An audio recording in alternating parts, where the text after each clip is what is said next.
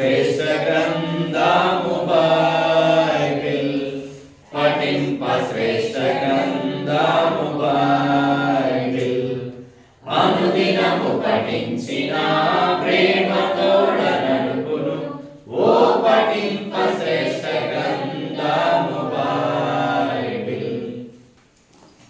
ఏం చదువుతున్నాం మనము?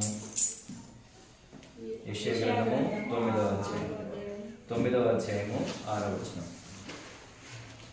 యెషయా గ్రంథము 9వ అధ్యాయము 6వ వచనం. అందరం కలిసి చదువుదాము. యెషయా గ్రంథము 9వ అధ్యాయము 6వ వచనం చదువుదాము. ఏలియనగా మనకు శిశువు పుట్టెను, మనకు కుమారుడు మనకెన్నికబడెను, ఆయన భుజము మీద రాజ్యభారమును, ఆశ్చర్యకరుడు, ఆలోచనకర్త, బలవంతుడైన దేవుడు, నిత్యుడైన తండ్రి, సమాధానకర్త, అధిపతి అని అతనికి పేరు పెట్టబడును. ప్రార్థన చేద్దాం. పరిశుద్ధుడైన మా తండ్రి, మా ప్రభువైన యేసు క్రీస్తు నామములో మీ పాసానికి వస్తున్నాను. నేను తలుపుడను ఐగిడను నిష్ప్రయోజనమైన దాసును ఒప్పుకుంటున్నాను. సిలువ చాటున మరుగుపరచుము, మా మధ్యలో మీ ఆత్మ సంచారం ఉంచుము. వినగలిగిన చెవులు గ్రహించే హృదయము మాకు దయచేయము. మీ జీవం గల మాటల చేత మమ్మల్ని ఆదరించి బలపరచుము. మేము ఆరాధన చేయడానికి మాకు సహాయం చేయము. ఓ తండ్రి, నన్ను కేవలం మీ నోటికి బూరగా వాడుకును. సిలువ చాటున మరుగుపరచుము. నా ప్రాణాత్మ దేహాన్ని సంపూర్ణంగా మీకు అప్పచెప్పుచున్నాను. నాయన, నా ఆలోచనలు, నా తలంపులు అన్నీ కొట్టివేయండి. కేవలము మీరు మాట్లాడము. నాయన, నిజముగా మీరేమైనారో మేము గుర్తెరిగిన వారమై మిమ్మల్ని స్తుతించి గణపరిచినట్లు మాకు సహాయం చేయవలసిందిగా ప్రార్థన చేస్తూ మహిమా ఘనత ప్రభావాలు మీకు ఆరోపించుకుంటూ మా ప్రభువైన యేసు క్రీస్తు నామములో స్తుతించి ప్రార్థించి వేడుకుంటున్నాను మా పరమ తండ్రి. ఆమేన్. యెషయా గ్రంథము 9వ అధ్యాయము 6వ వచనం. శిశువు పుట్టాడు, అలాగే ఆయన భుజముల మీద రాజ్యభారం ఉన్నది. 2 విషయాలు నేర్చుకున్నాం. 3వ విషయం, ఆశ్చర్యకరుడు. మన దేవుని పేరేంటి చెప్పండి? ఆశ్చర్యకరుడు. ఆశ్చర్యకరుడు అంటే ఆశ్చర్యకార్యాలు జరిగించేవాడు. ఆయన ఆశ్చర్యకార్యాలు జరిగించాడా లేదా? ఆయన ఆశ్చర్యకార్యాలు జరిగించాడు. చాలా ఆశ్చర్యకార్యాలు జరిగించాడు మన ప్రభువైన యేసుక్రీస్తుల వారు. మొట్టమొదటిగా ఆయన పుట్టుకలోనే గొప్ప ఆశ్చర్యకార్యం జరిగింది. అవునా? ఆయన పుట్టుకలోనే గొప్ప ఆశ్చర్యకార్యం. ఏంటి ఆశ్చర్యకార్యము అంటే, మన దేవుడు, మన ప్రభువు, మన రక్షకుడు ప్రభువైన యేసుక్రీస్తుల వారు ఆయన ఆకాశ మహాకాశాలు పట్టజాలని దేవుడు, సమీపింపరాని తేజస్సులో అమరత్వం కలిగినటువంటి దేవుడు, ఉన్నవాడు అనువాడు, అల్ఫా ఒమేగా అయినటువంటి దేవుడు, పరలోకమందున్నటువంటి దేవుడు, సింహాసనాసీనుడైనటువంటి దేవుడు. అలాంటి గొప్ప దేవుడు ఆయన ఎక్కడికి వచ్చాడు? భూమి మీదకి వచ్చాడు. భూమి మీదకి వస్తే ఇది ఆశ్చర్యకార్యమా కాదా? ఆకాశ మహాకాశాలు పట్టజాలని ఆయన ఒక మానవునిగా ఈ లోకానికి రావడం అనేది ఎంతో ఆశ్చర్యకార్యమే. ఈ సర్వ సృష్టితో పోల్చుకున్నట్టయితే భూమి చాలా చిన్నది. ఆ భూమితో పోల్చుకున్నట్టయితే మనం ఎంత ఇంకా చాలా చిన్నవారం. అణువు పరమాణు అంత చిన్నవాళ్ళం. సృష్టితో పోల్చుకుంటే మన సౌర కుటుంబమే చిన్నది. సౌర కుటుంబంతో పోల్చుకుంటే భూమి ఇంకా చిన్నది. ఆ భూమితో మనల్ని మనం పోల్చుకుంటే ఎంత చాలా చిన్నవారం. చాలా చిన్నవారము. ఆ చిన్నవారిలాగా యేసుక్రీస్తు ప్రభువు వారు మారాడు. ఇది గొప్ప విషయమా కాదా? ఎందుకోసమని? నీకోసం, నా కొరకే ప్రభువైన యేసుక్రీస్తు వారు ఆకాశ మహాకాశాలు పట్టుజాలని ఆయన మనలాగా మారాడు. మనలాగా మారడం ఒక వంతైతే ఆయన ఎక్కడ ఉన్నాడు, ఏం జరిగిందన్నది కూడా మనకి చాలా ఇంపార్టెంట్. రండి, లూకా సువార్త పోయిన వారు చదువుకున్నటువంటి వాక్య భాగమే మరలా ఒకసారి చదువుదాము. 2వ అధ్యాయం, లూకా సువార్త 2వ అధ్యాయం 6వ వచనం. 2, 6, 7 నేను చదువుతాను. 2వ అధ్యాయము 6, 7 వచనాలు. వారక్కడ ఉన్నప్పుడు ఆమె ప్రసవ దినములు నిండెను గనక తన తొలిచూలు కుమారుని కని పొత్తిగుడ్డలతో చుట్టి సత్రంలో వారికి స్థలము లేనందున ఆయన పశువుల తొట్టులో పరుండబెట్టెను. ఆకాశ మహాకాశాల పట్టజాలని దేవుడు ఎక్కడున్నాడు? ఒక తల్లి గర్భంలో, ఒక స్త్రీ గర్భంలో ఉన్నాడు. తర్వాత స్త్రీ గర్భంలో నుంచి ఒక పశువుల పాకలో పడుకోబెట్టబడ్డాడు. ఎంత తగ్గింపు! ఇది ఆశ్చర్యమా కాదా? ఆయన తలుసుకుంటే డైరెక్ట్ గా రాగలడు, ఆయన తలుసుకుంటే డైరెక్ట్ గా ఉండగలడు, ఏదైనా చేయగలడు. కానీ అలాగే ఏమీ చేయలేదు. ఆయన గొప్ప ఆశ్చర్యకార్యాన్ని జరిగించినాడు. ఒక తల్లి గర్భంలో, ఒక స్త్రీ గర్భంలో, ఒట్టి మట్టి మనిషి అయినా ఒక స్త్రీ గర్భంలో 9 నెలలు ఉండడానికి కూడా ఆయన ఇష్టపడ్డాడు కదా. అలాగే ఆయన ఒక పశువుల పాకలో పడుకోబెట్టడానికి ఇష్టపడ్డాడు. ఇది ఆశ్చర్యకార్యమా కాదా? ఆయనేనా పుట్టింది, ఆయనేనా పశువుల పాకలో పడుకోబెట్టబడింది? కాదనుకుంటానేమో అనే వాళ్ళకి ఇంకా సమాధానం ఇక్కడ రాయబడింది. చూడండి, 8వ వచనంలో చాలా చక్కగా రాయబడింది. ఆ దేశంలో కొందరు గొర్రెల కాపరులు పాలెంలో ఉండి రాత్రి వేళ తమ మందను కాచుకొని చుండగా ప్రభుదూత వారి ఎదురు వచ్చి నిలిచెను. ప్రభు మహిమ వారి చుట్టూ ప్రకాశించినందున వారు మిక్కిలి భయపడేది. అయితే ఆ దూత, భయపడకుడి, ఇదిగో ప్రజలందరికీ కలగబో మహా సంతోషకరమైన స్వార్థమానము నేను మీకు తెలియజేయుచున్నాను. దావీదు పట్టణం నందు నేడు రక్షకుడు మీ కొరకు పుట్టి ఉన్నాడు. ఈయన ప్రభు అయిన క్రీస్తు. దానికి ఇదే మీ కానవాలు. ఒక శిశువు పొత్తిగుడ్డలతో చుట్టబడి ఒక తొట్టిలో పండుకొని ఉండుట మీరు చూచెదరని వారితో చెప్పెను. వెంటనే పరలోక సైన్య సమూహము ఆ దూతతో కూడా నుండి సర్వోన్నతమైన స్థలంలో దేవునికి మహిమయు ఆయనకి ఇష్టలైన మనుషులకు భూమి మీద సమాధానమును కలుగునుగా కానీ దేవుని స్తోత్రము చేయుచుండెను. ఇది ఆశ్చర్యకార్యమా కాదా? ఆయనైనా పుట్టింది? అవును, సర్వాధికారి అయిన దేవుడు పుట్టాడు అనడానికి రుజువిది. ఇది ఎంత ఆశ్చర్యకార్యము! వట్టి మట్టి మనిషి కోసము ఆకాశ మహాకాశాలు పట్టజాలని దేవుడు ఈ లోకానికి వచ్చాడు. రుజువిది. దూత ప్రకటిస్తోంది. అక్కడ దూతల సమూహం వచ్చి ఆయన కొనియాడుతున్నారు. ఏమని చెప్తున్నారు? వెంటనే పరలోక సైన్య సమూహం వచ్చింది. ఎందుకని?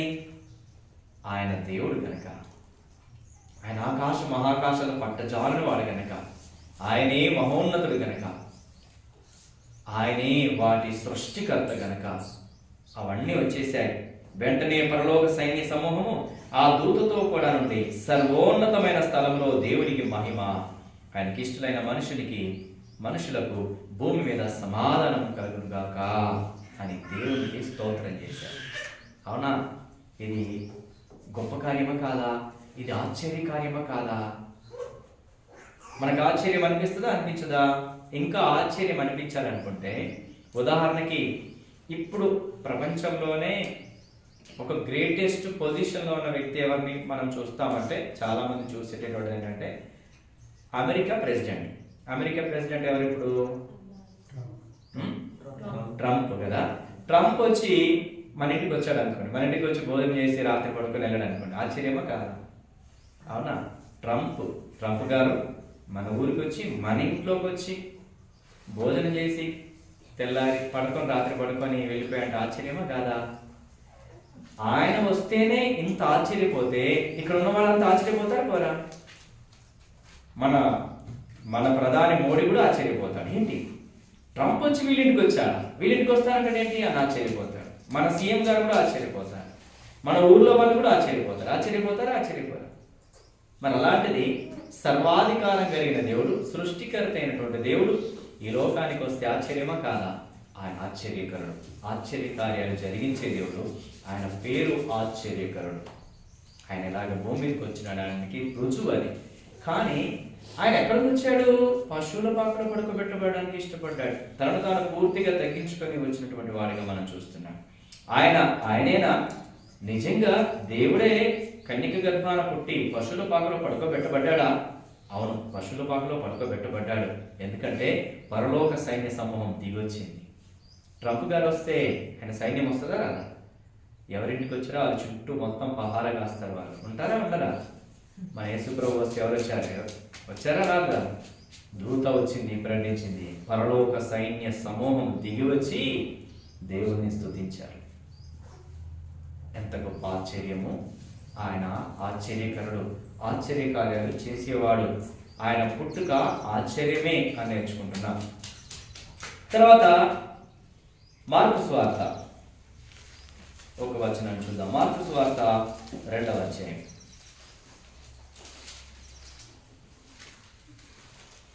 11-12 వచనాలు చదువుతాను. మార్కు సువార్త 2వ అధ్యాయము 11-12 వచనాలు నేను చదువుతాను. పక్షవాయు గలవాడిని చూచి నీవు లేచి నీ పరిపెత్తుకొని ఇంటికి పొమ్మని నీతో చెప్పుచున్నానను. తక్షణమే వాడు లేచి పరిపెత్తుకొని వారందరి ఎదుట నడిచిపోయాను. కనుక వారందరూ విభ్రాంతి నొంది మనం ఇలాంటి కార్యములు ఎన్నడూ చూడలేదని చెప్పుకొనుచు దేవుని మహిమపరిచిరి. ఏం జరిగింది ఇక్కడ? ఒక పక్షవాయు గలవాడిని నలుగురు మోసుకొని యేసు ప్రభు దగ్గర తీసుకొచ్చారు. యేసుక్రీస్తు ప్రభు దగ్గరికి తీసుకొచ్చిన తర్వాత ప్రభువైన యేసుక్రీస్తుల వారు ఆ పక్షవాయు గలవాడిని చూసి ఏమని చెప్తున్నాడు? నీవు లేచి నీ పరిపెత్తుకొని నడు అని చెప్పాడు. ఏమన్నాడు? యేసుక్రీస్తు ప్రభు వారు పక్షవాయుని చూసి నీవు లేచి నీ పరిపెత్తుకొని ఇంటికి పొమ్మని నీతో చెప్పుచున్నాను. ఇంటికి వెళ్ళిపో ఇంకా అని చెప్పాడు. నలుగురేమో మోసుకొచ్చారు. ఆ నలుగురు చేత మోసుకొని రాబడిన అతనిని ప్రభువైన యేసుక్రీస్తుల వారు ఏమని చెప్తున్నాడు? లేచి నీ పరిపెత్తుకొని నడిచి ఇంటికి వెళ్ళిపో అన్నాడు. ఏం జరిగినప్పుడు? తక్షణమే అంటే అదే క్షణంలో అప్పుడే వాడు లేచి పరిపెత్తుకొని వారందరి ఎదుట నడిచిపోయెను. ఆశ్చర్యమా కాదా? అరే, నలుగురు మోసుకొచ్చేసాము, ఇప్పటికిప్పుడే వీడు తనకు తానే లేచాడు, పరిపెత్తుకున్నాడు, చక్కగా ఇంటికి వెళ్ళిపోతున్నాడు. ఆశ్చర్యకార్యమా కాదా? మన దేవుడు ఎవరు? ఆశ్చర్యకరుడు. ఆశ్చర్యకార్యాలు చేస్తాడా చేయడా? చేశాడా చేయలేదా? ఆయన పుట్టుక ఆశ్చర్యకార్యమే. ఆయన జరిగించే క్రియలు ఆశ్చర్య క్రియలే. ఏమన్నాడు? వాళ్ళు అక్కడ ఉన్న వాళ్ళంతా కూడా ఏమనుకుంటున్నారో చెప్పండి? వారందరూ విభ్రాంతి నొంది మనం ఇలాంటి కార్యములు ఎన్నడూ చూడలేదని చెప్పుకున్నారండి. వాళ్ళు ఆశ్చర్యపోయారు, విభ్రాంతి నొందారు. అవునా? అలాంటి కార్యాలు మన దేవుడు చేయగలడు. ఎందుకని? ఆయన ఆశ్చర్యకరుడు. మన దేవుడు ఆశ్చర్యకార్యాలు చేస్తాడా చేయడా? చేస్తాడు. ఆయన ఆశ్చర్యకార్యాలు చేసే దేవుడు ఆశ్చర్యకరుడు. అవునా? తర్వాత ఇంకొక వచనాన్ని కూడా మనం చూద్దాం రండి. మార్కు సువార్త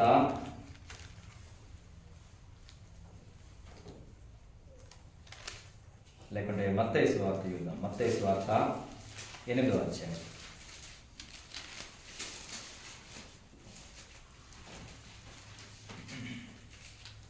26-27 వచనాలు చదవండి. అందుకాయన అల్ప విశ్వాసులారా ఎందుకు భయపడుచున్నారని వారితో చెప్పి లేచి గాలిని సముద్రమును గద్దింపగా మిక్కిలి నిమ్మలమాయెను. ఆ మనుషులు ఆశ్చర్యపడి ఈయన ఎట్టివాడో ఈయనకు గాలియు సముద్రమును లోబడుచున్నవని చెప్పుకొనిది. ఏం జరిగింది ఇక్కడ? ప్రభువైన యేసుక్రీస్తు వారు ఆయన శిష్యులు కూడా గలిలియా సముద్రంలో ప్రయాణం చేస్తున్నారు. ఒక దోణిలో వారంతా ప్రయాణం చేస్తున్నారు. ప్రయాణం చేస్తా ఉంటే ఏం జరిగింది? అక్కడికి తుఫాన్ వచ్చింది. సముద్రం మీద గొప్ప తుఫాన్ లేసింది. అలలన్నీ కొట్టేస్తున్నాయి. అలలన్నీ కూడా కొట్టడం చేత, ఆ భయంకరమైన తుఫాను చేత నీళ్ళన్నీ వచ్చి ఓడలో నిండిపోతున్నాయి. యేసుక్రీస్తు ప్రభువు వారు చక్కగా ఆయన నిద్రపోతున్నారు. ఇప్పుడు ఆ శిష్యులంతా కూడా కంగారు పడ్డారు. కంగారు పడి, యేసు ప్రభువా లే, మేమందరం నశించిపోతున్నాము, నీకు చింత లేదా? చూడు ఎట్లాగా తుఫాన్ లేస్తుందో, ఎట్లా గాలి వస్తుందో, ఎట్లాగా అలలు కొడుతున్నాయో చూడు, దోణంతా నిండిపోయింది, చచ్చిపోయేటట్టున్నాం, లే అని చెప్పేసి యేసుక్రీస్తు ప్రభు వారు లేపారు. అప్పుడు యేసుక్రీస్తు ప్రభు లేచి ఏం చేస్తున్నాడు చూడండి. ఏం చేస్తున్నాడు? ఆయన లేచి గాలిని సముద్రమును గద్దింపగా మిక్కిలి నిమ్మలమైన. లేచాడు, గాలిని సముద్రాన్ని గద్దించాడు. అంతే. యేసుక్రీస్తు ప్రభువు వారు ఏం చేశారు? లేచి వాటిని గద్దించాడు. దేన్ని గద్దించాడు? గాలిని సముద్రాన్ని గద్దించాడు. గద్దిస్తే ఏం జరిగింది? మిక్కిలి నిమ్మలమైన, కూల్ అయిపోయాయి. పిల్లల్ని ఎవరైనా పెద్దలు గద్దించడం పెట్టుకుంటే సైలెంట్ అయిపోతారు కదా, అవునా? పిల్లల్ని పెద్దలు గద్దిస్తారు. ఏదైనా వాళ్ళు అల్లరి చేస్తున్నప్పుడు గట్టిగా గద్దించగానే సో వాళ్ళు కూల్గా కామ్ అయిపోతారు, అక్కడి నుంచి వెళ్ళిపోతారు. మన ప్రభువైన యేసుక్రీస్తుల వారు కూడా గాలి సముద్రం అల్లరి చేస్తుంది కదా, అల్లరి చేస్తోంది, చాలా అల్లరి చేస్తోంది. ఏమన్నారు వాళ్ళు? 27వ వచనం ఎవరైనా చదవండి. ఆ మనుషులు ఆశ్చర్యపడి ఈయన ఎట్టివాడో ఈయనకు గాలియు సముద్రమును లోబడుచున్నవని చెప్పారు. ఆశ్చర్యపడ్డారు లేదా? అమ్మ, పెద్దవాళ్ళు ఎలాగైతే చిన్నపిల్లలు గద్దిస్తే సైలెంట్ గా మారిపోతారో, ఏంటి నేను గాలిని సముద్రంలో గద్దిస్తే అవి నిమ్మలమైపోయాయి. ఎందుకు అవి సైలెంట్ అయిపోయాయి? ఎందుకు మిక్కిలి నిమ్మలమయ్యాయి? ఆయన ఆశ్చర్యకారుడు. అలా ఆశ్చర్యపోయారా లేదా? యేసుక్రీస్తు ప్రభువు వారు ఎవరు? ఆశ్చర్యకరుడు, ఆశ్చర్యకార్యాలు చేస్తాడు. అవునా? వాళ్ళు ఆశ్చర్యపోయారు. అక్కడ ఉన్నటువంటి వాళ్ళు కూడా అప్పటికప్పుడే స్వస్థత జరగడం ద్వారా వాళ్ళు ఆశ్చర్యపోయారు. పరలోక సైన్య సమూహం దిగి రావడం ద్వారా జనాలంతా ఆశ్చర్యపోయారు. ఎవరు? అక్కడ ఉన్నటువంటి గొర్రెల కాపర్లు ఆశ్చర్యపోయారు లేదా? పరలోక సైన్య సమూహం దిగి వచ్చింది, దేవుని స్తుతిస్తున్నారు. భయపడి వాళ్ళు ఆశ్చర్యపోయినారు. ఏంటి పరలోక సైన్య సమూహం వచ్చింది? ఎందుకు వచ్చింది? దేవుని స్తుతిస్తున్నారు. ఎందుకని అంటే రక్షకుడు పుట్టాడు, నిజమైన దేవుడు ఈ లోకానికి వచ్చినాడు. వారు ఆశ్చర్యపోయారు. స్వస్థత పొందినారు, ఆశ్చర్యపోయారు. గాలిని సముద్రంలో గద్దించగా ఆశ్చర్యపోయారు. ఈయనెవరు? ఈయన ఆశ్చర్యకరుడు. ఆశ్చర్యకార్యాలు జరిగిస్తాడా? జరిగించడా? ఇంకా అన్నిటికంటే గొప్ప ఆశ్చర్యకార్యం ఉంది, చివరిలో చూద్దామని. అన్నిటికంటే గొప్ప ఆశ్చర్యకార్యం ఉంది, అది చూద్దాం. తర్వాత రండి, మార్కు సువార్త, లేకుంటే ఇదే 8వ అధ్యాయం మత్తయి సువార్తని చూద్దాం.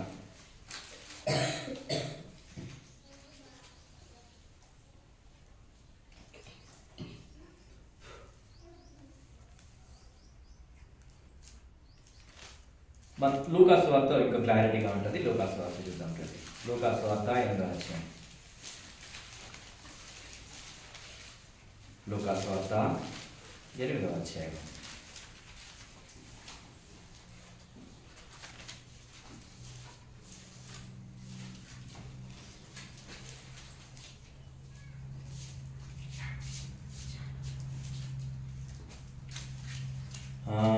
ఎనిమిదవ అధ్యాయము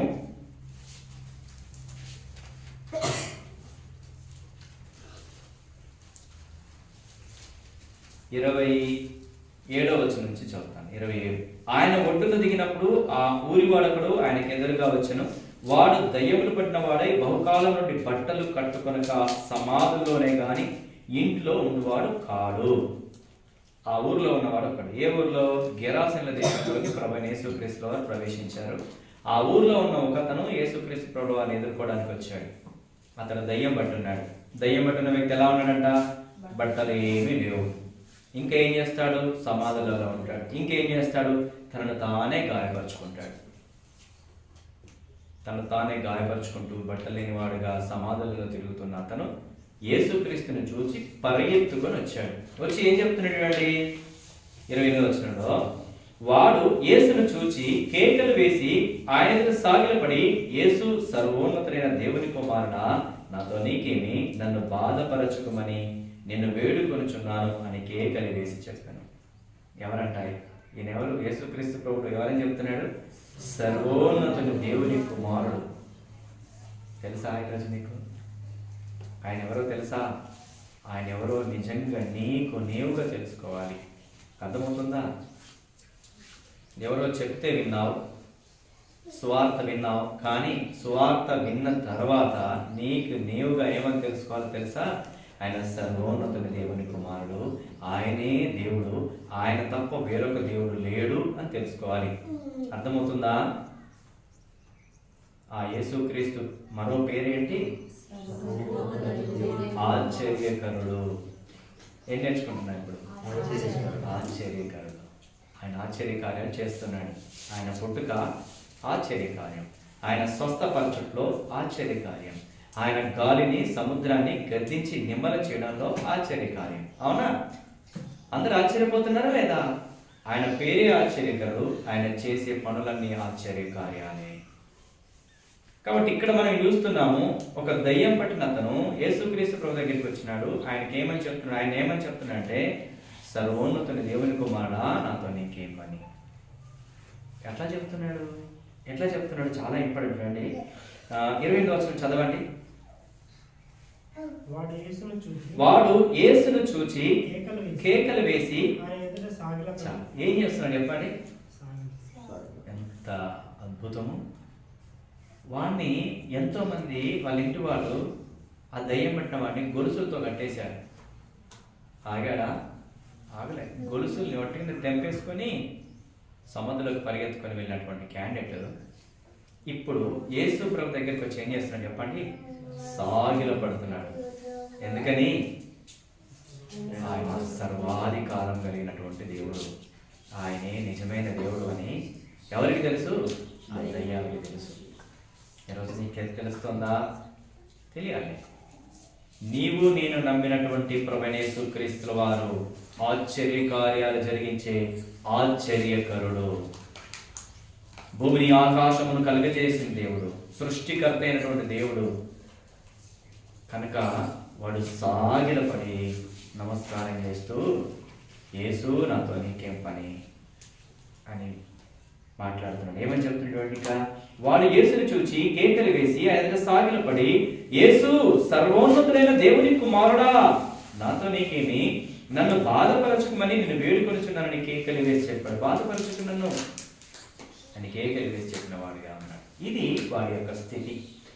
ఓకేనా? ఇప్పుడు యేసుక్రీస్తు ప్రభువు వారు ఏమని చెప్తున్నటువంటి 31వ వచనంలో 30-31 యేసు నీ పేరేమని వాడిని అడగగా, చాలా దయ్యములు వాడిలో జొచ్చి ఉండని గనక వాడు తన పేరు సేన అని చెప్పి పాతాళములోనికి పోటకు తనకు ఆజ్ఞాపించవద్దని ఆయన వేడుకను. అక్కడ విస్తారమైన పందుల మంద కొండ మీద మేయిచుండని గనక వాటిలో చొచ్చుటకు తమకు సెలవిమ్మని ఆయన వేడుకనగా ఆయన సెలవిచ్చను.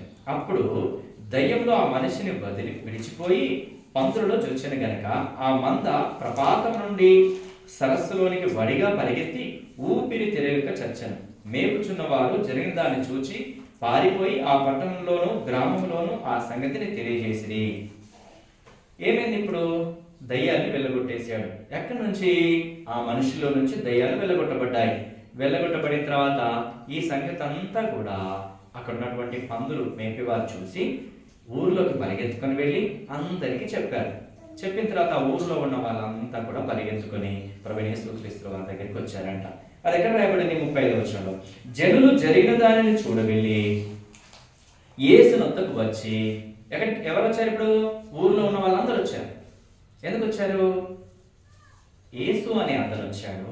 అతనికి మన ఊరతను దయ్యాలు పట్టిన వాడు సాగిలపడి, సర్వోన్నతుని దేవుని కుమారుడా, నాతో నీకేం పని అని మాట్లాడము, దయ్యాలన్నీ వెళ్ళిపోవడము, పందుల మందులో ప్రవేశించడము, పందులన్నీ సరస్సులోనికి వెళ్ళి చచ్చిపోవడము, ఇదంతా మేము చూసాము, రండి మీరు అని వాళ్ళు చెప్పడంతోనే ఊర్లో ఉన్న వాళ్ళందరూ యేసు ప్రభు దగ్గరికి వచ్చారు. యేసు ప్రభు దగ్గరికి వచ్చి ఏమని చెప్తున్నారు? జనులు జరిగిన దాన్ని చూడవెళ్ళి, జనులందరూ కూడా ఆ జరిగినటువంటి దాన్ని చూడడానికి వచ్చి యేసు నొద్దకు వచ్చి దయ్యములు వదిలిపోయిన మనుషుడు బట్టలు కట్టుకొని స్వస్థ చిత్తుడై యేసు పాదం మీద కూర్చున్న చూచి భయపడిరి. ఏమయ్యాడు ఇప్పుడు అతడు? ఆయన ఏం జరిగింది? ఆయనకి చక్కగా బట్టలు కట్టుకొని స్వస్థత పొంది యేసు పాదాల మీద కూర్చున్నాడు. ఊర్లో వాళ్ళందరికీ ఏం తెలుసు? వాడు బట్టలు కట్టుకోడని, తన ఒంటిని తనే గాయపరుచుకుంటాడని, వాడిని కట్టేసిన గొలుసులతో కట్టేసినప్పటికీ వాడు ఆగడని, వాటిని అన్నిటిని తెంపేసుకుంటాడని, వాడు సమాధుల్లో తిరుగుతాడని, ఎవరి మాట వినడని వాళ్ళందరికీ తెలుసు. తెలుసా తెలియదా? తెలుసు. కానీ ఇప్పుడు జరిగే సంగతి ఏంటి? వాడు బట్టలు కట్టుకున్నాడు, చక్కగా యేసయ్య పాదాల దగ్గర కూర్చున్నాడా లేదా? ఇది ఆశ్చర్యకార్యమా కాదా? మన ప్రభువు ఆశ్చర్యకరుడు. మన ప్రభువు ఆశ్చర్యకరుడు. అది చూచిన వారు దయ్యములు పట్టిన వాడు ఎలాగో స్వస్థత నొందినో జనులకు తెలియజేయగా అంటారు. కాబట్టి అదంతా చూసి వాళ్ళు ఆశ్చర్యపోయారు. ఈరోజు ప్రభు నీకు నాకు జ్ఞాపకం చేస్తున్నటువంటి సత్యము 3 విషయాలు మనం నేర్చుకున్నాం. ఎన్ని ఇప్పటికీ? ఎన్ని చెప్పాను? ఎన్ని ఆశ్చర్య కార్యాలని? 4 కదా? ఇది 4వది. 4 ఆశ్చర్యకార్యాలు. ఫస్ట్ది యేసు ప్రభు పుట్టుక ఆశ్చర్యకార్యం. 2వది ఆయన స్వస్థపరచుట్లో ఆశ్చర్యకార్యం. 3 గాలిని సముద్రాన్ని గద్దించి నిమ్మలపరచడంలో ఆశ్చర్యకార్యం. 4 దయ్యాన్ని వెళ్ళగొట్టడంలో ఆశ్చర్యకార్యం. ఇంకా గొప్ప ఆశ్చర్యకార్యాన్ని చూద్దామా రండి. ఇవి రెండు విషయాలు కలిపి ఒకటే మాటగా చూద్దాం మనం. యోహాను సువార్త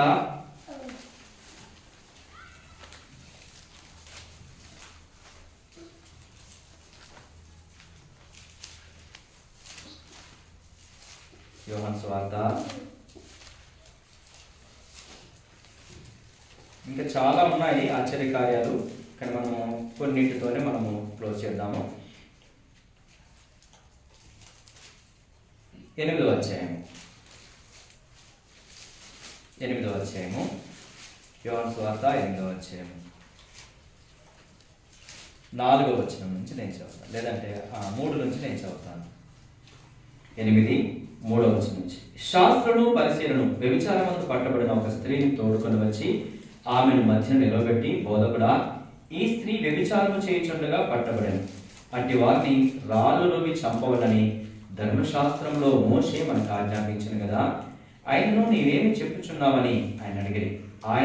ఆయన మీద నేరము మోపాలని ఆయన శోధించుచు ఇలాగని అడిగిరి. అయితే యేసు వంగి నేల మీద వేలుతో ఏమో వ్రాయిచుండెను.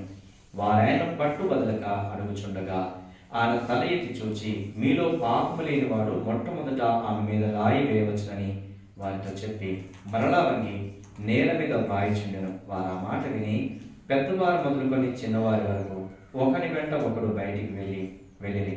యేసు ఒక్కడే మిగిలెను. ఆ స్త్రీ మధ్యలో నిలబడి ఉండెను. యేసు తల ఎత్తి చూచి, అమ్మా, వారెక్కడ ఉన్నారు?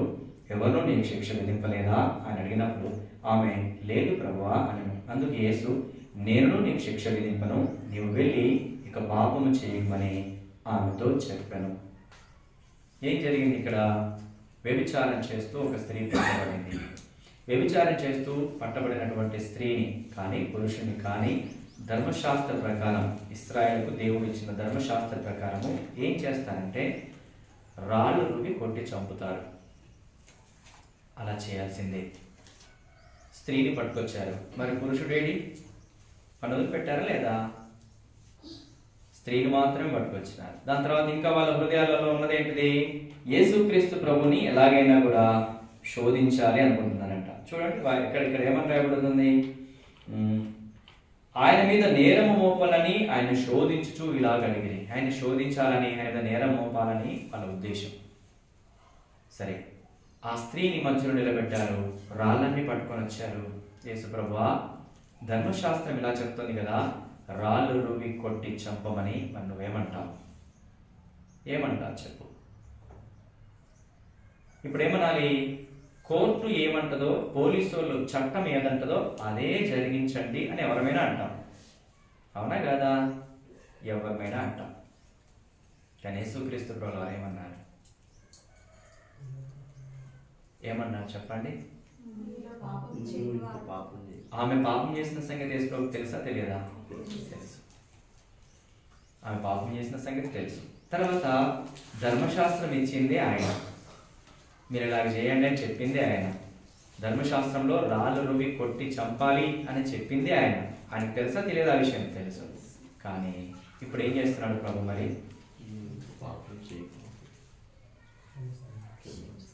ఆమె పక్షాన నిలబడ్డా లేదా? ఆమె పక్షాన ఉన్నాడా లేదా? ఎంత ఆశ్చర్యం! ఒకవేళ ఆ సన్నివేశంలో మనమే ఉంటే ఎట్లా ప్రవర్తిస్తాను చెప్పండి? ఆ ప్రదేశంలో, ఆ సన్నివేశంలో ఒకవేళ నువ్వే ఉంటే, నేనే ఉంటే ఏమంటాం? నిన్న మా డ్యూటీలో ఒక సంఘటన జరిగింది. నా డ్యూటీ లోపల ఒక ఆయన తాగి వచ్చాడు.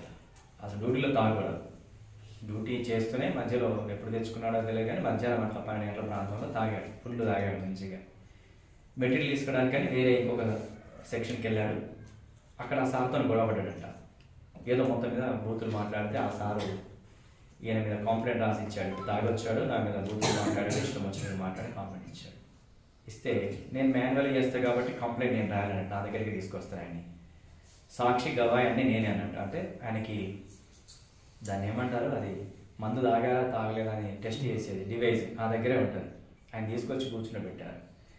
ఆయన కూర్చొని మాట్లాడుతూ ఉంటే భయంకరంగా స్మెల్ వస్తాను, కానీ నేను తాగలేదు అంటాడు. అది నోట్లో పెట్టి ఊదు అంటే అది ఎక్కడ వస్తుంది, అది వస్తలేదు. అక్కడ ఉన్న వాళ్ళంతా చూస్తున్నారు, అందరూ వచ్చారు. ఇక నేను అంటాడు ఉప్పాడు అంటా ఉన్నాడు ఆయన. ఇంకా అది వస్తలేదు, రీడింగ్ చూపించలేదు. అరే రీడింగ్ చూపించట్లేదు కదా. అక్కడ ఉన్న వాళ్ళు తాగలేదు అంటారు. ఇక కార్మికుల సపోర్ట్ కదా. ఎందుకంటే మేము తాగినంటే చార్జ్ షీట్ వస్తుంది, తాగకూడదు. తాగితే ఏమైతే చార్జ్ షీట్ అవుతుంది. ఆయన వాళ్ళందరూ ఏమంటున్నారంటే చూడు ఆ మిషన్ కూడా చూపిస్తలేదు, నేను తాగలేదు, కానీ వాసన అయితే సూపర్ వస్తుంది కదా. సో ఇక్కడ నేను ఏం చెప్తున్నానంటే సపోర్ట్గా ఎవరు ఉంటున్నారు చెప్పండి కదా. మిషన్ చూపిస్తుంది కదా, ఇంకేంటి సార్ ఆయన తాగలేదు అంటున్నారంట వాళ్ళు, అక్కడ ఉన్న వాళ్ళు. నేను ఈ విషయాన్ని ఎందుకోసం చెప్తున్నాను అంటే మనకు సపోర్ట్గా ఎవరు ఉంటారు. తప్పు చేసింది వాస్తవమే, వ్యభిచారం చేసింది వాస్తవమే, శిక్షించాల్సింది వాస్తవమే, కానీ సపోర్ట్గా నిలబడేది ఎవరు, క్షమించేది ఎవరు, హక్కున చేర్చుకునేది ఎవరు? కోడి తన పిల్లలను హక్కున చేర్చుకున్నట్టుగా చేర్చుకునే దేవుడు మన ప్రభువైన యేసుక్రీస్తు వారు. ఆమె తప్పు చేసింది వాస్తవమే, రాళ్ళు రువి కొట్టాలి వాస్తవమే, కానీ ఎట్లా ఆమెను తప్పించాడు చూసారా? ఎలా తప్పిస్తాడు? ఆమె హృదయాన్ని ఎరిగిన దేవుడు. అందరి ముందు దొంగతనం చేసిండు అంటేనే ఎంత అవమానం. వీడు దొంగతనం చేసినని ఒక కర్రకి కట్టేసి వాడిని కొడతా ఉంటే అందరి ముందు వాడికి అవమానం ఉంటుందా ఉండదా? అట్లాంటిది వ్యభిచారం చేసిందంటే ఎంత ఉంటుంది, ఇంకెంత ఉంటుంది? ఒక దొంగతనం చేసిండు అంటేనే, ఏదైనా తప్పు పొరపాటు చేసిండు అంటేనే అందరి ముందు ఎంతో అవమానం. అట్లాంటిది వ్యభిచారం చేసినట్టు ఎంత అవమానం ఉంటుంది? అందులో పురుషుడైతే వేరు, స్త్రీ అయితే. కాబట్టి ప్రభువుకు ఆమె హృదయం తెలుసు, ఆమె వేదన తెలుసు, ఆమె కన్నీరు తెలుసు. కన్నీరును తుడిచే దేవుడు, వేదనని అర్థం చేసుకునే దేవుడు, దుఃఖాన్ని అర్థం చేసుకునే దేవుడు, బాధని అర్థం చేసుకునే దేవుడు మన దేవుడు. మనుషులు ఎవరు అర్థం చేసుకోరు, మనుషులు ఎవరు మన పక్షాన్ని నిలబడరు, మనుషులు ఎవరు మనకి సపోర్ట్ చేయరు, కానీ ప్రభు నిలబడతాడు. ఇది ఆశ్చర్య కార్యం. అర్థమవుతుందా? అందరు ఆశ్చర్యపోలేదా? అందరూ అనుకున్నారు ఇంకా ఈమె పని అయిపోయింది, ఈమెను కొట్టేస్తాం, ఈమె చచ్చిపోద్దని. కానీ కొట్టారు ఒక్కడన్నా? ఆశ్చర్యకారమా కాదా? ప్రభు చెంతకొస్తే చాలు ఆయన కొన్ని చేర్చుకుంటాడు. నువ్వెవరైనా పర్వాలేదు, ఎంత ఘోర పాపివైనా పర్వాలేదు, ఎలాంటి పాపంతో ఉన్నా పర్లేదు, దేవుడు తన చేతులు నీ కొరకు చాచించినాడు. నీకున్నారు అక్కడ నీ తల్లి, నీ తండ్రి, నీ తమ్ముడు, నీ అక్క, నీ చెల్లి. నేను ఆదరించకపోవచ్చు, నిన్ను దగ్గర తీసుకోకపోవచ్చు, నీ అవసరతలు అక్కడ తీర్చకపోవచ్చు, నీ కన్నీరు తుడచకపోవచ్చు, కానీ ప్రభు సన్నిధికి వస్తే ప్రభు తీరుస్తాడా తీర్చడా? ఇది సాక్ష్యమా కాదా? ఆమె తప్పు చేసింది వాస్తవమా కాదా? వాస్తవమే. శిక్షించాలా శిక్షించకూడదా? శిక్షించాలి. కానీ యేసు తప్పించాడా లేదా? ఇప్పుడు ప్రభు నీతోనే మాట్లాడేది. ఒకవేళ ఎలాంటి పాపం చేశావో, ఎంతగా నువ్వు నీ ఇష్టానుసారంగా బ్రతుకుతున్నావో, దేవునికి వ్యతిరేకంగా జీవిస్తున్నావో, అయితే నీ తండ్రి నీ కొరకు చేతులు చాచించినాడు. ఆయన దగ్గరికి వస్తే నిన్ను కాపాడుతాడు. ఇది ఆశ్చర్యకార్యం. లోకులంతా ఆశ్చర్యపోతారు. లోకులంతా ఆశ్చర్యపోయేటట్టుగా నిన్ను మారుస్తాడు ఆయన. నిన్ను ఒక గొప్ప వ్యక్తిగా చేస్తాడు ఆయన. నిన్ను ఒక గొప్పదానిగా చేస్తాడు ఆయన. ఇది నీకోసమే మాట్లాడేది దేవుడు. వస్తావా యేసు ప్రభు దగ్గరికి? ఆమె అయితే రాలేదు, ఆమెను తీసుకొచ్చారు కదా. కానీ ఈరోజు ప్రభు మాట్లాడుతున్నాడు, నువ్వు రా, ఈ సత్యం నీకు బయలుపరచబడుతుంది, ఈ సత్యం నీకు తెలియజేయబడుతుంది కదా, నువ్వు ఒకసారి రా, నా దగ్గరికి వచ్చి చూడు. దుఃఖం ఏదైనా, కష్టం ఏదైనా, బాధ ఏదైనా, తప్పిదం ఏదైనా, గొడవ ఏదైనా పర్వాలేదు, నా దగ్గరికి రా. నా దగ్గరికి వచ్చి చూడు, నేను దాన్ని ఎలా సాల్వ్ చేస్తానో మనుషులంతా ఆశ్చర్యపోయేటట్టుగా, లోకమంతా ఆశ్చర్యపోయేటట్టుగా నేను చేస్తాను. నా పేరే ఆశ్చర్యకారుడు. వస్తావా అంటాడు యేసు ప్రభు. ఆమెను బ్రతికించినాడా లేదా? ఆమె మీద ఒక్క రాయన పడిందా? ఒక్క రాయి కూడా పడలేదు, తప్పించినాడు. తర్వాత ఆమెని శిక్ష నుంచి తప్పించడం మాత్రమే ఆయన చేశాడా? కాదు, ఇంకా చేశాడు. ఏం చేశాడు ఆయన? ఇంకా 10వ వచనంలో యేసు తల ఎత్తి చూసి, అమ్మా వారు ఎక్కడ ఉన్నారు, ఎవరు నీకు శిక్ష విధింపలేదా అని అడిగినప్పుడు ఆమె లేదు ప్రభువా అని. తలెత్తి చూశాడు, ఎవరు కూడా అక్కడ లేరు. ఆమె అడుగుతున్నాడు, అమ్మా ఎవరు కూడా నీకు శిక్ష విధించలేదా? ఎవరు విధించు. ఇప్పుడు యేసుప్రభు శిక్ష విధించవచ్చా విధించరాదా? ఆయన ఒక్కడే అర్హుడు. ఆయన పాపం లేనివాడు. ఆయన మాత్రమే పరిశుద్ధుడు. ఆయనకు మాత్రమే అధికారం ఉంది. కానీ ఇప్పుడు శిక్షించాలా వద్దైనా? శిక్షించవచ్చు. నువ్వు తప్పు చేశావు, నువ్వు పాపం చేశావు, నువ్వు వ్యభిచారం చేశావు, పట్టుబడ్డావు, వాస్తవం అది. నిన్ను నేను రాళ్ళతో కొట్టి చంపొచ్చు అని రాళ్ళతో కొట్టాడా? లేదు. ఏం చేశాడు? యేసు, నేను నీకు శిక్ష విధింపను, నీవు వెళ్ళి ఇక పాపము చేయకమని ఆమెతో చెప్తాను. ఇది మన ప్రభు చేసేది. యేసు ప్రభు దగ్గరికి వస్తే శిక్ష విధింపడు, అవకాశం ఇస్తాడు ఇంకొకసారి. ఏమంటాడు యేసు ప్రభు? నువ్వు తప్పు చేసావు వాస్తవమే, కానీ నీకు నేను కూడా శిక్ష విధించా, ఇంకొకసారి పాపము చేయకు అంటాడు. ఎంత మంచివాడు కదా. మనం అందరం భయపడేది ఎందుకని? శిక్ష విధిస్తారని, కొడతారని, శిక్ష విధిస్తారని భయపడతాం. కానీ యేసు ప్రభు ఏం చేస్తాడు చెప్పండి? ఇంకొక అవకాశాన్ని ఇస్తాడు దేవుడు. నీకు శిక్ష విధించడు, ఇక పాపము చేయకు అని చెప్తాడు. ఎంత మంచివాడో కదా యేసయ్య. మరి యేసయ్య దగ్గరికి ఎందుకు రాలేకపోతున్నాం మనం? నిన్ను కొట్టడే, తిట్టడే, శిక్షించడే, ఆయన క్షమిస్తాడే, మరి ఎందుకు రాలేకపోతున్నాం? ఇకనైనా నువ్వు వస్తే నీకు ఎంత మేలో, ఎంత క్షేమమో. ఆయన ప్రేమ గలవాడు, నీ మీద కుక్కృత రానివాడు, నేను శిక్షించడు. ఇంకొక అవకాశాన్ని ప్రభు నీకు ఇస్తాడు. కాబట్టి యేసు ప్రభు దగ్గరికి రా. నీ శిక్షలో నుంచి తప్పిస్తాడు ఆయన.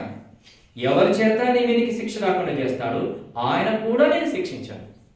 అవునా? ఎవరి చేత శిక్ష వచ్చినట్టు చేశాడా? లేదు. ఆయన శిక్షించాడా? లేదు. పైపెచ్చు క్షమించాడు, ఇక మరలా పాపము చేయకు అని చెప్తాడు. ఆశ్చర్యకార్యమా కాదా? ఆయన ఆశ్చర్యకరుడు. పాపమును క్షమించుట్లో, తీర్పు తీర్చుట్లో ఆశ్చర్యకరుడు. అసలు ఎవరైనా ఊహించుంటారా ఆయన తీర్పు తీరుస్తాడని? ఎవరు ఊహించుంటారు? ఆయన ఆశ్చర్యకరుడు. అవునా కాదా? ఇంకొక వచనాన్ని చూద్దాం. లూకా సువార్త చివరిగా ఒకటి చూద్దాం.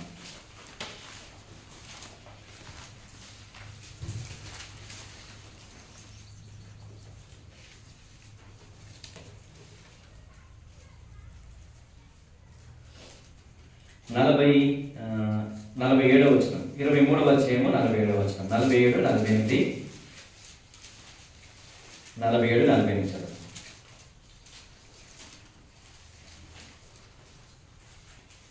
క్షమించండి, 41 లేదంటే 40 నుంచి చదువుతాను. 39 నుంచి చదివి ఇంకా పెట్టండి. 23వ అధ్యాయము 39 నుంచి చదవండి. వేయబడిన ఆ నేరస్తులలో ఒకడు ఆయన దూషించుచు, నీవు క్రీస్తువు కదా, నిన్ను నీవు రక్షించుకొనుము, మమ్మను కూడా రక్షించుమని చెప్పాను. అయితే రెండవ వాడు వానిని గద్దించి, నీవు అదే శిక్షా విధిలో ఉన్నావు గనక దేవునికి భయపడవా? మనకైతే ఇది న్యాయమే.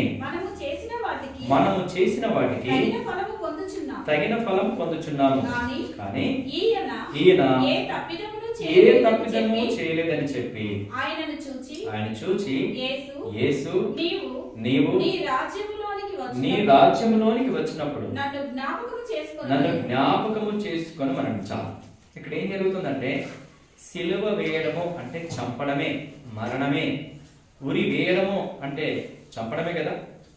కోర్టు ఉరి వేసిందంటే చచ్చిపోతానని అర్థం. ఇక్కడ కూడా ఆ గవర్నమెంట్ ప్రకారము సిలువ వేయడము అంటే చావడమే. వాళ్ళకి చావే శరణ్యము.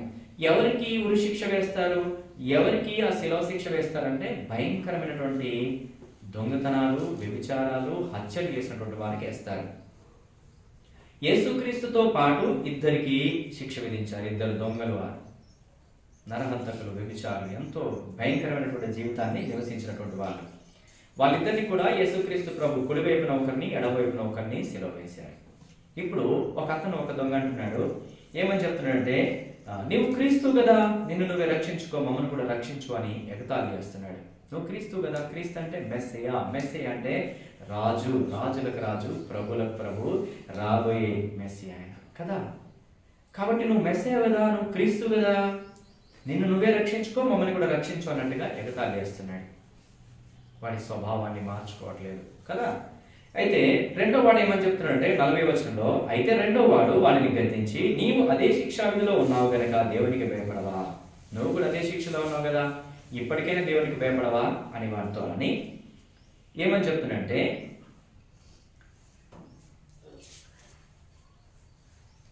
యేసు వైపు చూచి ఏమంటున్నాడంటే, నీవు నీ రాజ్యంలోనికి వచ్చినప్పుడు నన్ను జ్ఞాపకము చేసుకుంటున్నాడు. యేసు ప్రభువా, నీ రాజ్యముతో వచ్చేటప్పుడు నన్ను జ్ఞాపకం చేసుకో అంటున్నాడు. ఈ దొంగ ఎవరు?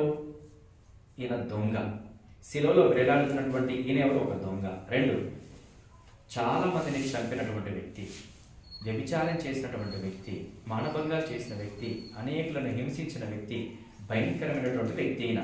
అవునా? అవునా కాదా? ఇలాంటి భయంకరమైనటువంటి కరడు కట్టినటువంటి ఒక దొంగ కేవలం ఒక మాట మాట్లాడుతున్నాడు. యేసు, నీ రాజ్యంతో వచ్చినప్పుడు నన్ను జ్ఞాపకం చేసుకో. రాజ్యంతో వచ్చినప్పుడు అంటే యేసు రాజు, మెస్సియా, క్రీస్తు అని తెలుసుకొని, నీ రాజ్యంతో వచ్చినప్పుడు నన్ను జ్ఞాపకం చేసుకొని ఒక్క మాట అన్నాడు చాలు, అంతే. ఏం చేస్తున్నాడు యేసు ప్రభు? ఏమంటున్నాడు చెప్పండి? అందుకు ఆయన ఏమని చెప్తున్నాడు? నేడు నీవు నాతో కూడా పరదేశులో ఉందని. ఎంత బాగుందో ఈ మాట. ఏమంటాడు యేసు ప్రభు? నీవు నేడు నాతో కూడా పరదేశులో ఉంటావు, నేనుండే స్థలంలోనూ ఉంటావు. యేసు ప్రభు పరిశుద్ధుడు. యేసు ప్రభు పరిశుద్ధుడు ఎక్కడికి వెళ్తాడు? పరలోకానికి వెళ్ళేటటువంటి వ్యక్తి. అవునా? మరి ఇప్పుడు యేసు ప్రభుతో పాటు ఈయన ఉన్నాడంటే ఈయనకేం జరిగింది? పరిశుద్ధపరచబడ్డాడు. ఎవరైనా దొంగ, హత్యలు చేసిన వ్యక్తి, మానభంగాలు చేసిన వ్యక్తి, దోచుకున్నట్టు వ్యక్తి, కొట్టిన వ్యక్తి, తిట్టిన వ్యక్తి, భయంకరమైనటువంటి ఒక వ్యక్తి కేవలం ఒక్క మాట అన్నాడు, యేసు, నేను నీ రాజ్యంతో వచ్చినప్పుడు నన్ను జ్ఞాపకం చేసుకో అంటే, ఒక దొంగని తనతో పాటు తీసుకువెళ్ళేటటువంటి గొప్ప గుణలక్షణము కలిగినటువంటి వ్యక్తి మన ప్రభువైన యేసుక్రీస్తు వారు. ఆయన ఆశ్చర్యకరుడు కాదా? వాళ్ళందరూ ఆశ్చర్యపోతారా? పోరా. ఇప్పుడు ఓరా, ఇక్కడ వాళ్ళంతా కూడా నరకంలో ఉన్నటువంటి వ్యక్తులు. అంటే ఈ దొంగతో పాటు దొంగతనాలు చేసి రకరకాలుగా ఉన్న వ్యక్తులు నరకంలో నుంచి ఆ దొంగని చూస్తే ఆశ్చర్యమా కాదా వాళ్ళకి? అరే, నువ్వెట్లా వచ్చారా? నువ్వు మాతో పాటు నరకంలో కదా ఉండాల్సింది, కానీ నువ్వు దేవుడితో పాటు అక్కడ ఉన్నావేంటి? వాళ్ళకి ఆశ్చర్యమే. ఆశ్చర్యకారుడా కాదైనా? ఈ ఆశ్చర్యకార్యం ద్వారా నేర్చుకోవాల్సింది ఏంటి? ఈ ఆశ్చర్యకార్యం ద్వారా నేర్చుకోవాల్సింది ఏంటంటే, ఆయన సన్నిధికి వచ్చి గోజాడితే చాలు, ఆయన సన్నిధికి వచ్చి విశ్వాసం ఉంచితే చాలు, ఆయన సన్నిధికి వచ్చి యేసు నన్ను జ్ఞాపకం చేసుకుంటే చాలు, ఆయన పాపములనన్నిటినీ క్షమిస్తాడు, హక్కును చేర్చుకుంటాడు. ఈ ఆశ్చర్యకరుడైన దేవుడు. అర్థమవుతుందా? అయితే గొప్ప ఆశ్చర్యకార్యం ఇంకొకటి ఉంది, బహు గొప్ప ఆశ్చర్యకార్యం ఇంకొకటి ఉంది. ఏంటో తెలుసా? నీవు నేనే, ఇతడైనా దొంగైనా నీ రాజ్యంతో వచ్చినప్పుడు నన్ను జ్ఞాపకం చేసుకో, నువ్వు మెస్సయ్యవని నమ్ముతున్నాను అనేటటువంటిది మనకి ఇక్కడ కనబడుతుంది. కానీ మనం నమ్మామా? యేసు ప్రభుని నమ్మలేదు. నేనైతే నమ్మలేదు. పైపెచ్చు యేసు ప్రభును రకరకాలుగా దూషించిన వ్యక్తిగా, క్రైస్తవుని కూడా దూషించిన వ్యక్తిగా ఉన్నాడు. బహు మొండివాడిగా, కఠినుడిగా ఉన్నాడు. బండలాంటి మొండి హృదయం కలిగిన వాడిగా ఉన్నాడు. దొంగకున్న లక్షణాలు లేవు నాకు, అంటే దొంగకున్నటువంటి ఆ విశ్వాసం నాకు లేదు. పైపెచ్చు యేసు ప్రభుని తిట్టిన వాడిని, క్రైస్తవుల్ని కూడా దూషించిన వాడిగా ఉన్నాను. అయితే ప్రభు ఆశ్చర్యకరుడు నన్ను మార్చాడు. బండలాంటి మొండి హృదయాన్ని మాంసని హృదయం, మెత్తని హృదయంగా ప్రభు చేశాడు. నిన్ను కూడా అలాగే చేస్తాడు. నువ్వు ఎంత మొండివాడివైనా, ఎంత మొండిదానివైనా, ఎంత ఘోర పాపివైనా, ఎట్లాంటి దుర్మార్గ పనులు చేసినా, ఎంత పాప పనులు చేసినా, ప్రభు ఆశ్చర్యకరుడు. అందరూ ఆశ్చర్యపోయేటట్టుగా నేను మార్చగలడు. మార్చగలడా లేదా? ఈరోజు నిన్ను అలాగే మార్చాడు, ఆశ్చర్యకార్యం జరిగించాడు. బండలాంటి మొండి హృదయం ఉన్న నిన్ను నువ్వు మార్పు చెందేదాకా నిన్ను వెంబడించి నిన్ను రక్షించాడు. ఇది ఆశ్చర్యకార్యమా కాదా? ఆశ్చర్యకార్యమా కాదా? ఆశ్చర్యకార్యాలు జరిగించే దేవా, నా బండలాంటి మొండి హృదయాన్ని కూడా మార్చి ఆశ్చర్యకరుడుగా నన్ను రక్షించినావు అని ఆరాధించాలా వద్దా? ఆరాధించాలా వద్దా? ఎన్ని రకాలుగా మనం ఆరాధించాలా? రోగాల్ని స్వస్థపరచుట్లో ఆశ్చర్యకరుడు. నీకే రోగం ఉన్నా అప్పటికప్పుడే బాగు చేయగలిగినటువంటి దేవుడైనా, అవునా? రెండవది ఏంటి? ఇంకా ఆయన దయ్యాలని వెళ్ళక, దానికంటే ముందుది సముద్రాన్ని గాలిని గద్దించినాడు, అవునా? గద్దించి ఆశ్చర్యకార్యాలు చేసే దేవుడైనా. ఎలాంటిదైనా పరిస్థితులు ఎలాంటివైనా పర్వాలేదు, నీ రోగాన్ని బాగు చేయగలరు. నీ పరిస్థితి ఎలాంటిదైనా పర్వాలేదు, దాన్ని మార్చగలిగినటువంటి దేవుడు. మారుస్తాడా? మార్చగా? ఎవరైనా ఊహిస్తారా బండలో నుంచి నీళ్ళు వస్తాయని? ఎవరైనా ఊహిస్తారా సముద్రం 2 పాయలుగా అవుతుందని? ఎవరైనా ఊహిస్తారా ఆకాశంలో నుంచి ఆహారం వస్తుందని? ఇవన్నీ ఆశ్చర్యకార్యాలు కావా? అవునా కదా? భూమిలో నుంచి ఆహారం వస్తుంటే ఎవరైనా నమ్ముతారు, కానీ ఆకాశంలో నుంచి ఆహారం వచ్చిందా రాలేదా? భూమిలో నుంచి నీళ్ళు వస్తాయంటే ఎవరైనా నమ్ముతారు, కానీ బండలో నుంచి నీళ్ళు వస్తాయంటే అసలు నమ్మనే నమ్మను. నువ్వేం చెప్తున్నావు? నీ మాట నమ్మమంటా, కానీ బండలో నుంచి నీళ్ళు వచ్చాయా లేదా? ఇప్పటికీ బండ సాక్ష్యం. ఆశ్చర్యకరుడు మన దేవుడు. పరిస్థితుల్ని మార్చి ఆశ్చర్యకార్యాలు జరిగించే దేవుడు మన దేవుడు. తర్వాత ఒక స్త్రీ హక్కున చేర్చుకున్నటువంటి దేవుడు. తీర్పును చక్కగా తీర్పు తీర్చి కాపాడి రక్షించి క్షమించే దేవుడు యేసు ప్రభు, అవునా? ఒక దొంగ, భయంకరమైనటువంటి దొంగని అప్పటికప్పుడే క్షమించి కృప చూపి తనతో పాటు ఉండనించేటటువంటి దేవుడైనా. వాళ్ళకంటే గొప్ప కార్యము నిన్ను నన్ను మార్చిన దేవుడైనా. ఆయన స్తుతించాలా వద్దా? నీ బండలాంటి మొండి హృదయం మారితే, మాంసని మెత్తని హృదయంగా నేను మార్చితే మనం స్తుతించకుండా ఉండలేము. ఆయన కనపరచకుండా ఉండలేము. ప్రభా, నువ్వు నన్ను దర్శించకపోతే, నువ్వు నాపై కృప చూపకపోతే నేను ఈరోజు రక్షించబడేవాడినే కాదు. నేను తాగుతూ, ఇష్టం వచ్చినట్టుగా మాట్లాడుతూ, ఇష్టం వచ్చినట్టుగా ప్రవర్తిస్తూ నిత్య నరకాగ్నికి వెళ్ళవలసిన వాడిని, ఆ భయంకరమైన మంటలలో యుగాలు కాలిపోయవలసిన వాడిని. నువ్వు నాపై కృప చూపాలి. బండలాంటి మొండి హృదయాన్ని మార్పు చేసావు ప్రభా. మాంసని మెత్తని హృదయంగా మార్చావయ్యా. నువ్వు నిజముగా ఆశ్చర్యకరము ప్రభా. ఆశ్చర్యకార్యం జరిగించినందుకై నీకు వందనాలు అని చెప్పాలా వద్దా? మన దేవుడు ఆశ్చర్యకరుడు. ఆయన పుట్టుక ఆశ్చర్యకార్యం, ఆయన పరిశుద్ధత ఆశ్చర్యకార్యం, ఆయన మరణము ఆశ్చర్యకరం, ఆయన తిరిగి లేవడము ఆశ్చర్యము. అవునా కాదా? ఎవరైనా లేచారా ఈ లోకంలో? ఆయనలాగా ఎవరైనా పుట్టారా? ఆయనలాగా ఎవరైనా పశువుల పాకలు పెట్టబడ్డారా? ఆయనలాగా ఎవరైనా ఏమీ లేకుండా, ఆయనకి కనీసం ఉండడానికి ఇల్లైనా ఉందా? ఉండడానికి ఇల్లు కూడా లేదు, జాగ కూడా లేదు. అలాగ నివసించిన ఆయన, ఇది ఆశ్చర్యకార్యమే. పరిశుద్ధంగా నివసించుట్లో ఆశ్చర్యకార్యమే. ఆయన పాపముందా? తప్పు చేశాడా? ఆయన పరిశుద్ధంగా నివసించుట్లో ఆశ్చర్యకార్యమే. మన కొరకు పాపాలు తన మీద వేసుకొని మన వంతుకు చచ్చిపోవడంలో, మన వంతుకు దెబ్బలు తినడంలో ఆశ్చర్యకార్యమే. మన వంతుకు తన రక్తమంతా కారడంలో ఆశ్చర్యకార్యమే. తిరిగి లేవడంలో ఆశ్చర్యకార్యమే. ఆయన బ్రతికంతా ఆశ్చర్యకార్యమే. ఆశ్చర్యకరుడు ఈరోజు నీతో మాట్లాడుతున్నాడు. నీ హృదయంలో కూడా, నీ జీవితంలో కూడా ఆశ్చర్యకార్యాలు చేస్తాడు ఆయన. ఆయన దగ్గరికి వస్తే గొప్ప ఆశ్చర్యకార్యాన్ని మనం చూస్తాం. మన జీవితంలో చేసిన ఆశ్చర్యకార్యాన్ని బట్టి, మన జీవితంలో జరిగించినటువంటి గొప్ప అద్భుతాలని, ఆశ్చర్యకార్యాన్ని బట్టి, మన జీవితం మార్పు చెందిన విధానానికై మనం ఆయన స్తుతించాలా వద్దా? స్తుతిద్దాం. దేవుడు మనకు చేసిన గొప్ప ఉపకారాన్ని బట్టి, గొప్ప మేలులను బట్టి మనం ఆయన్ని గణపడతాం, ఆయన్ని ఆరాధిద్దాం, ఆయన్ని పూజిద్దాం. ఇది మాత్రమే కాదు, రక్షించబడిన తర్వాత నీకు కూడా ఆశ్చర్యకార్యాలు చేసి ఉంటాడు. డబ్బులు ఏమి లేకపోయి ఉండొచ్చు, డబ్బులు ఏమి లేవు, ఇంట్లో డబ్బులు లేవు, బియ్యం అయిపోయినాయి. బియ్యం తీసుకురావడానికి వెళ్ళాలి, నేను బియ్యం తీసుకురమ్మన్నది వెళ్ళాలా? ఎక్కడ, ఎవరిస్తారు, ఎట్లా ఇస్తారు డబ్బులు? బాధతో కుమిలిపోతూ సరే అని చెప్పేసి బట్టలు కూడా లేవు, మామూలు బట్టలే. మొన్న ఎప్పుడో ఇడిచినటువంటి షర్ట్ ఒకటి దొరికింది, అది వేసుకొని నేను వెళ్తున్నాను. జేబులో చేయి వేడి చూస్తే ఎంత ఉన్నాయి? 500 నోటు. తెలుసా, ఇలాంటి ఆశ్చర్యకార్యాలు దేవుడు మన జీవితాలలో ఎన్నో చేస్తాడు. 500 నోటు జేబులో ఉంటుంది అనుకుంటామా? కానీ ఉన్నదా లేదా? ఉంటుంది. అద్భుతం.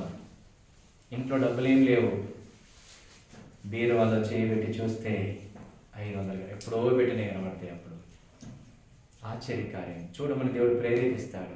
ఒక్కసారి చూడరా, బీరువాలో డబ్బులు ఎక్కడికి రావా, అంత ఎప్పుడో ఖాళీ చేసాము, ఇప్పుడు ఇవ్వచ్చుగా.